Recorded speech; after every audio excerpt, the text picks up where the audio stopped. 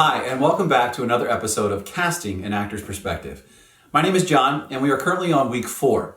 And this week's episode is titled, It's Not About You. As always, let's just jump right in. Now, what am I saying when I'm saying it's not about you? Well, it is about you. It's your audition. You're the star of the room for that moment. So own that shit, because you are the badass actor that you are. You've come in, you're ready to collaborate, you've done all of your homework, you've gotten out of your own way for the most part. So how are we going to be of service to not only our craft, but to ourselves, to the room, to whoever might be in the room?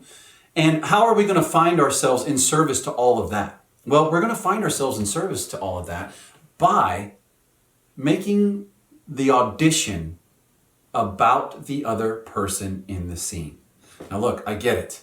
It can be extremely difficult when you walk into a room and there is a casting assistant who could not be more bored doing what they're having to do, or perhaps even feeling insecure about the fact that they have to act across from other actors and feeling like they just don't measure up, or whatever might be going on. Trust me, there's 1,000 things going on in the casting office at all hours of the day, and there are myriad reasons why people may feel uncomfortable or like they're not enough to be the person reading across from some of this talent, or whatever goes on. You really have no idea. So let's just try to control what we can control.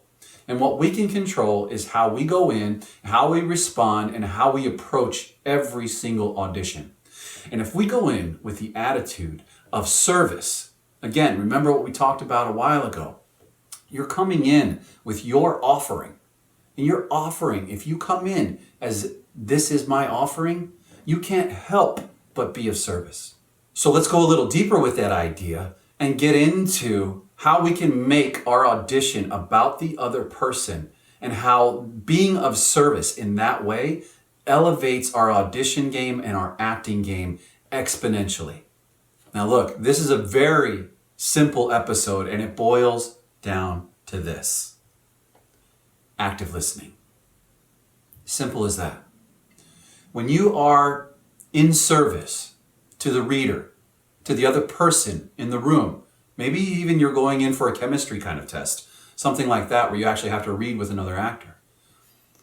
When you make the audition about them, you automatically put yourself into a mode of service, but you also start to do something that becomes extremely beautiful. Remember that alchemy that we talked about a couple weeks ago? This is where it can happen so easily when you come in with this attitude.